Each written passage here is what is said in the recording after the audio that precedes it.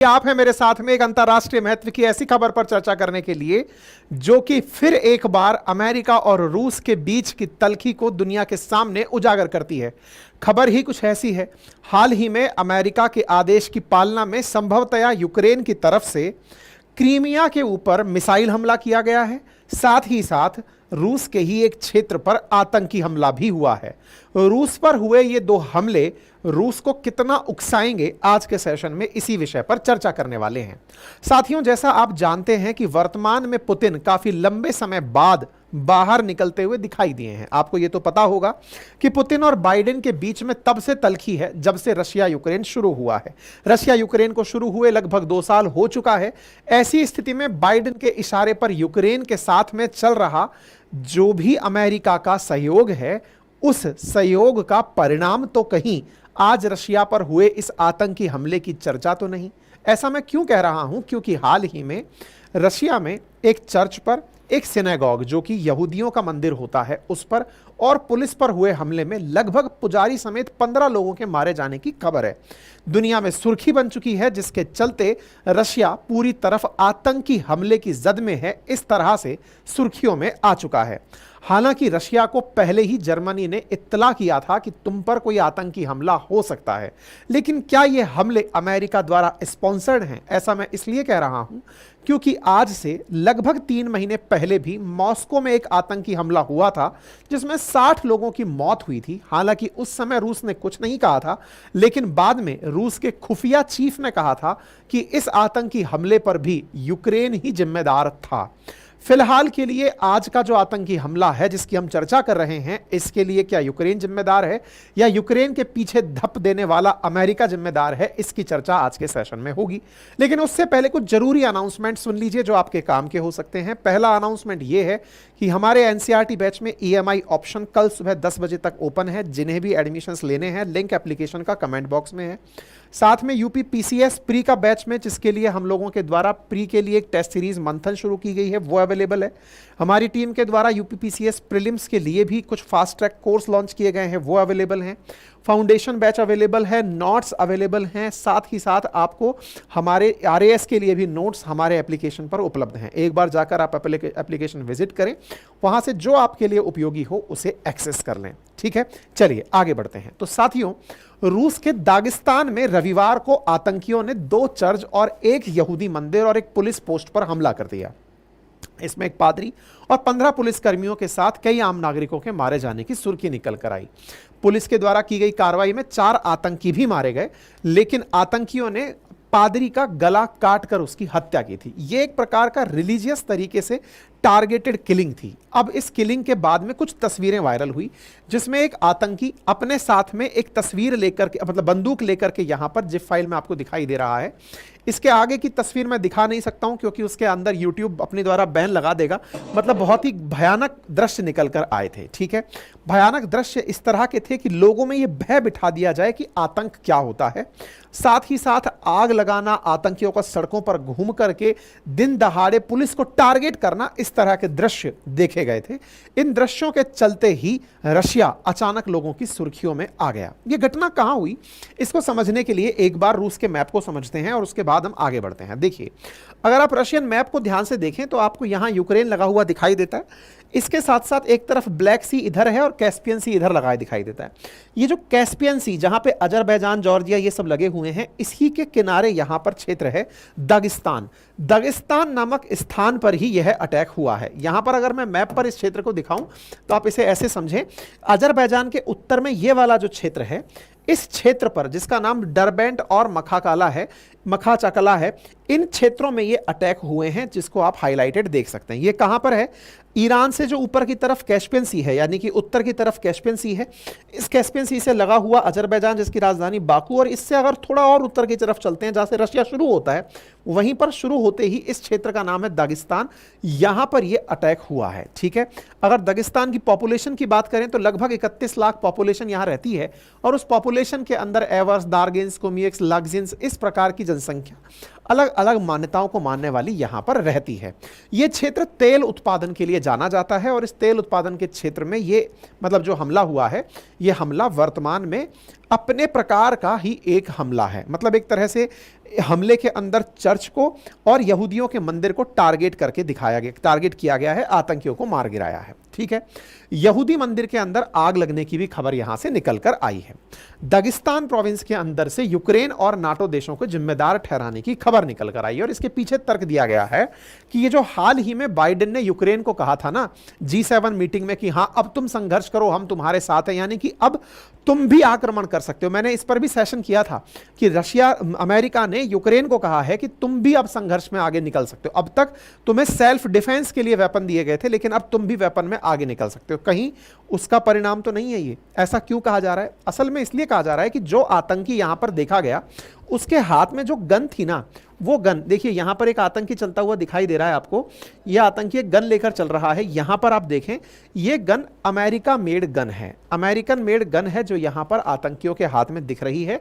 इसके बारे में यहां पर मतलब खबर चल रही है कि heavy equipment in centre of Derbent, बोले ये जो गन यहां पर यूज की गई है, ये अमेरिकन गन है, जिसके चलते यहां पर लोगों की मौत हुई है। तो पुतिन का रिएक्शन इस बात पर क्या रहा? दुनिया तलाश रही थी कि पुतिन इस विषय पर कुछ बोलेंगे, लेकिन पुतिन कुछ बोलते उस समय एक घटना और हो गई। और वो क्या हुआ? रूस ने 2014 में यूक्रेन के जिस हिस्से पर कब्जा किया था, जिसका नाम यूक्रेन के अंदर, जिसका नाम क्रीमिया था, जिसके चलते G8 से रूस को बाहर निकालकर G7 बना लिया गया था, उस क्रीमिया पर भी हमला हो गया। मतलब एक साथ रूस में दो जगह पर हमले हुए। एक जगह आतंकी हमला हुआ और एक जगह पर्टिकुलरली मिसाइल हमला हुआ। मिसाइल हमला यूक्रेन की तरफ से किया गया था।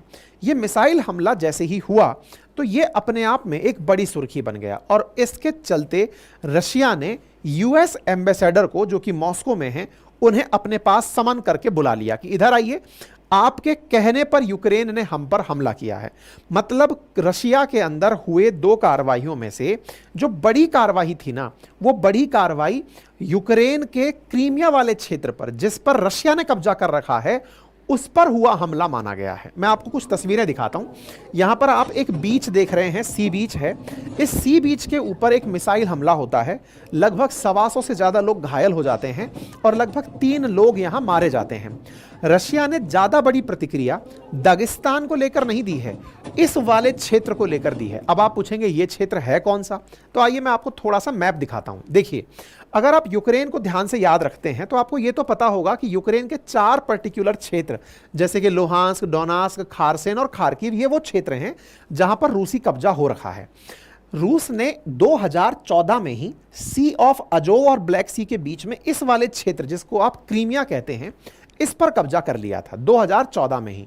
2014 में जब इस पर कब्जा हुआ था तो इसी के चलते ही रशिया को G8 से निकाल दिया गया था। जो G8 कंट्रीज थे, उन्होंने अपने में से निकालकर रशिया को खुद को G7 बना लिया था। इस क्रीमिया पर अभी फिलहाल रूसी कब्जा है।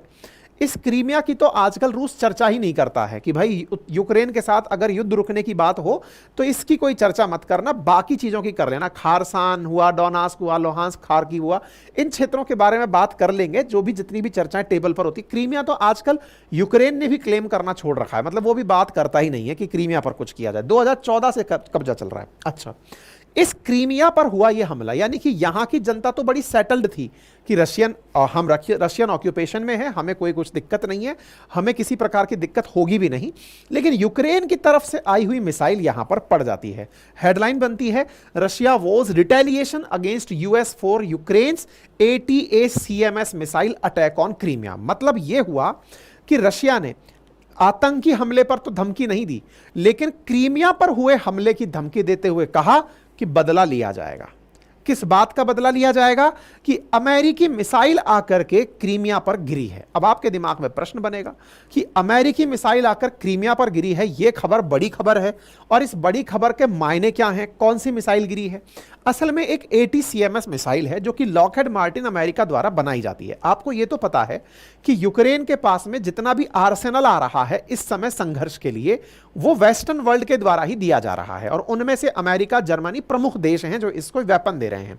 उन वेपन्स में से ये जो ATMS मिसाइल है, ये अमेरिका द्वारा निर्मित मिसाइल है जो यूक्रेन को दी गई है।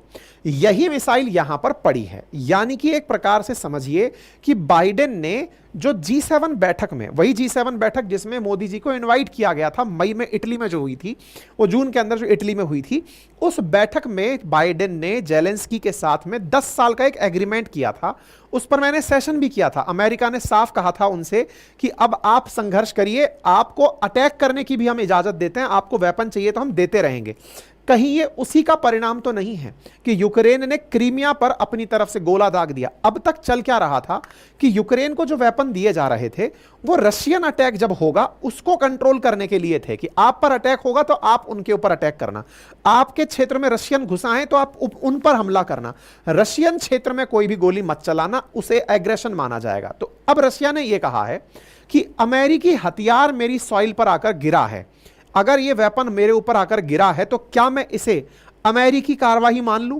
और अमेरिकी कार्रवाई मान लूं तो ऐसी स्थिति में अमेरिकी एम्बेसडर को तलब किया गया कि आप आइए और इस पर जवाब दीजिए। जो मॉस्को में अमेरिकी एम्बेसडर थे तैनात, उनको बुलाया गया और उनसे कहा गया कि इस विषय पर अपना जवाब दीजिए। ठीक है, अब बड़े सवाल बनते हैं कि अमेरिका अल्टीमेटली ऐसा फ्रस्ट्रेट हो क्यों रहा है? अभी 2 साल युद्ध को चलते हो गए, युद्ध को निर्णायक ले जाना चाहता है कि चुनाव का प्रेशर है, क्या है? असल में अभी क्या हुआ ना, पुतिन बहुत दिनों से रशिया यूक्रेन चला रखे थे और कहीं दुनिया में ज्यादा मूव नहीं कर रहे थे, लेकिन 2 साल बाद ये बाहर निकलते हैं और निकल करके नॉर्थ कोरिया चले जाते हैं। नॉर्थ कोरिया वो जगह है जो कि अमेरिका को फूटी आंख नहीं सुहाती है। मतलब अमेरिका 3 ही देश हैं जिनसे सबसे ज्यादा नफरत करता है। मैं कई बार बता चुका हूं, रशिया, नॉर्थ कोरिया और ईरान, जिन्हें वो काटसा एक्ट के अंदर प्रतिबंधित रखता है। उनमें से पुतिन 24 साल बाद कोई रूसी राष्ट्रपति नॉर्थ कोरिया जाता है और उनसे एग्रीमेंट करके आता है। क्या एग्रीमेंट करता है? कि अगर कोई मुझ पर हमला करेगा तो तुम उस पर हमला कर देना। अच्छा, किम जोंग उनको जाना जाता है उनके न्यूक्लियर वेपन्स के लिए, अर्थात जिस प्रकार से लुकाशेंको को रूस ने बेलारूस में तैयार किया हुआ है, ऐसे ही अब अपने पूर्वी तट की तरफ वो नॉर्थ कोरिया को तैयार करके चले गए, जिसकी चर्चा अंतर्राष्ट्रीय मीडिया ने की कि पुतिन का जो डिफेंस पैक्ट है वो अमेरिका के लिए बड़ा संकट है। मतलब दुनिया भर के अखबारों में ये खबर बनकर आई कि ये यूक्रेन के साथ में जो अमेरिका ने हाथ मिलाया है ना, उसका ही रिटेलिएशन इन्होंने दिया है। हमने इस पर सेशन भी किया था कि पुतिन की जो नॉर्थ कोरिया की यात्रा हुई थी उसमें रूस ने नॉर्थ कोरिया से साफ कहा है कि अगर हम पर हमला हो तो भैया बदला ले लेना। इस पर मैंने प्रॉपर सेशन किया हुआ है। ठीक है, एक और बड़ा कारण भी है, और वो क्या है? पुतिन मतलब अमेरिकी फ्रस्ट्रेशन के कारण जानने निकल रहे हैं हम। पहला कारण क्या है? नॉर्थ कोरिया से मित्रता। पुतिन जब नॉर्थ कोरिया आए, यहां से फ्लाइट उठाए और वियतनाम चले गए। वियतनाम वो जगह है जिसने पहले ही अमेरिका को पटखनी दी हुई है। मतलब रशिया के सहयोग से वियतनाम ने अमेरिका को युद्ध में हराया था। इस पर भी हमने सेशन किया हुआ है। वियतनाम की यात्रा भी अमेरिका को यह चैलेंज करती हुई दिखती है कि यार पुतिन दुनिया में उन देशों में जा रहे हैं जो अमेरिका के साथ खिलाफत करते रहे हैं। ऐसी स्थिति में इन्हें यह चखाना पड़ेगा मजा कि अमेरिका अभी मरा नहीं है। अमेरिका ने जो उकसावे की कार्रवाई की है वो बरकरार है। क्या इस कारण से उन्होंने हमला किया? इसी के साथ साथ तीसरा कारण निकल कर आता है और वो कारण है G7 की वो यूनिट जिस समय यह चर्चा हुआ था कि रशिया ने एक ऑपरेशन अनथिंकेबल लॉन्च किया है, जिसमें वो पूरी तरह से तैयार करके बैठा है कि जिस भी समय जरूरत पड़ेगी हम वेस्टर्न वर्ल्ड कंट्रीज पर हमला कर देंगे।